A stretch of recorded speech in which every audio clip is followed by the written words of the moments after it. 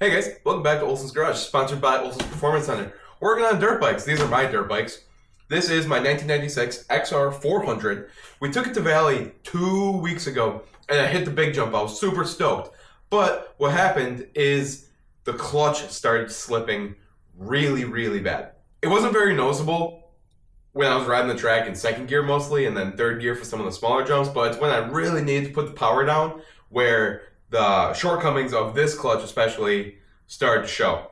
What I did with that big jump is I tried to use second, and I would come down, and then I'd shift into third. I'd get pretty high in second and shift into third, and I'd try and clutch it and get that extra speed. That didn't happen. Basically, the thing just revved up. So that's the one I actually cased in the beginning of my XR400 at Valley MX video.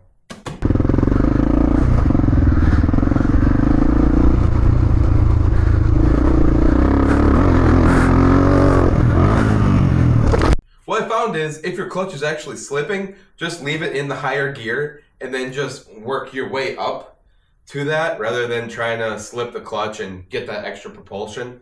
So anyway, I bought a Tusk clutch kit. It was like $50, 45 bucks, 50 bucks. I think it's the cheapest one you can buy. And we're gonna find out if it's worth it or not. Obviously, that clutch is more than likely going to be better than my absolutely destroyed clutch I have in this thing currently. I started draining the oil and doing stuff already, and as you can see, there is a ton. I cleaned this last time I did the oil change on this thing. There is a ton of clutch material in this suction screen that goes up in the frame here. And then I haven't torn apart the oil filter, but I'm sure it's probably going to be a lot more of the exact same stuff. There's just going to be a ton of clutch material in there. Another thing you notice is that I put a new seat on this. That really cool retro Guts seat that I had for riding at Valley those last two times, that started to crack, and I didn't want to wreck it because I thought it was really cool. So it's actually over there. I'm going to hang it on the wall because I thought it looked cool. Now, I got a seat cover from eBay, and then this was a whole kit, and I paid a little bit more than I wanted to for it, but I got these cool stickers for the tank now, so the tank stickers actually look nice, and then the seat cover, and I actually got a little bag for the back of this thing too, which I'm actually really excited to install, not tonight. Unfortunately, you can see behind me my KX250. Things were going really good until they weren't. We'll reveal that in one of the next videos, but this sucks. It's fine, but it's bad. So I'm gonna use this for making a visual for you guys. So hopefully this makes sense. So basically what happened is right here is where it would rev up and I'd basically have no extra power. And then here is where it would actually start to propel me forward and lug up and actually toss me in the air. This was a crazy phenomenon, and I think I was just too high on adrenaline to really care about this, but this is super, super sketchy. I would highly not recommend, if your bike is doing this, do not jump. Or do what you want, because that's what I did. But yeah, I was just super stoked, and I'm like, screw it, I'm clearing this thing. I don't care, I'm gonna do it a couple times, and everything ended up being fine. But yeah, clutch started slipping here, and it wouldn't gain traction until basically you're on the ramp to the jump, which was super scary.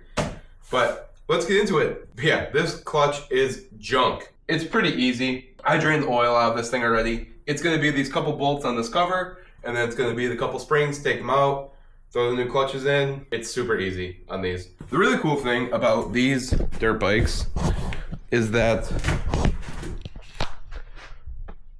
there's a cover. All you have to do is take off the cover. You don't have to take off the whole side case.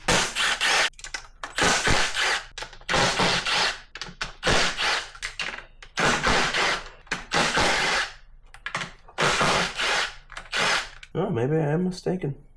I figured this would have popped off by now. With a little needle nose action. I bought these Quinn needle nose from Harbor Freight. They're super nice. Would recommend.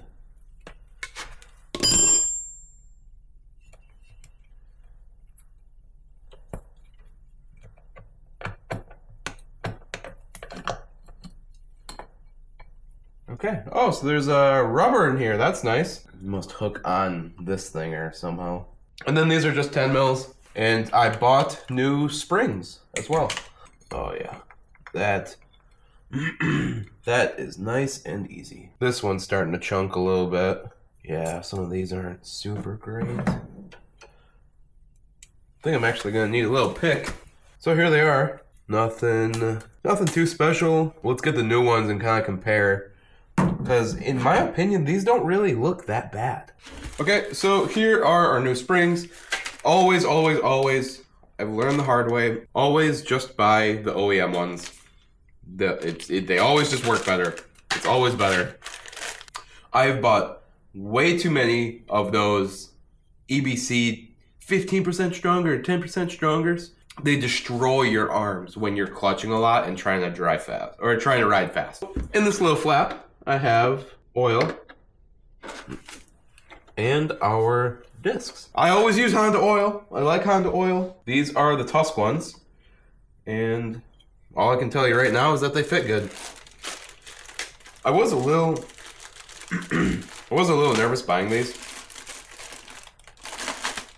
Just due to the fact that I've trusted the competition ones, the competition clutches, because those have been always really good. I run those in like my KX, my buddy's YZ runs those. We've always had really good luck with them. Rarely do they ever slip, and we get them things hot, and we abuse them a lot. I would say I'm a pretty legit clutch abuser, especially on the two-stroke. Not on this thing as much. Those competition clutches that Tusk offers, those are pretty rowdy. I get down with those. You pay a little more for them, but they're good. I've never tried their regular clutches before. Their regular clutch kit. So I guess we'll see how these do. What's the worst thing that happens? They suck. Then I'm out, I don't know, 40 bucks, 50 bucks, 45 bucks as of videoing. So we got new oil that's going to be put in this. We got new oil filter. We cleaned out our screen. We put a nice dent in this nice frame. But yeah, this thing should be pretty much ready to go for next time we decide to rip it. We'll get this cover back installed. I have a new O-ring for this clutch cover. It's on back order. I'm not exactly sure when I'm going to see it. So if this does start to leak, I'll replace the O-ring on it. I ordered it with the clutch kit. It's been a couple days. It was from Rocky Mountain, but they've been crazy busy lately. I have had luck with Barnett's clutches. Just do not buy the heavy springs. If you can, buy the OEM springs. So there we go. Those are in. These springs we'll just throw away. We will torque these to the same thing. These snap-on torque wrenches are super nice. If you got the coin, get one. And then it'll tell you how many times you torqued it too. So 7 bolts on here, 7 times I torqued. I'm gonna finish up the oil change on this XR400. Thanks for watching. This is how to do a clutch on an XR400 and why it was slipping too. Don't use heavy springs. Always buy OEM springs for sure. And then we're gonna see how this cheap Tusk kit does on my XR400 because I'm gonna beat the crap out of this thing.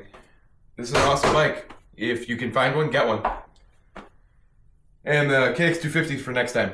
See you guys.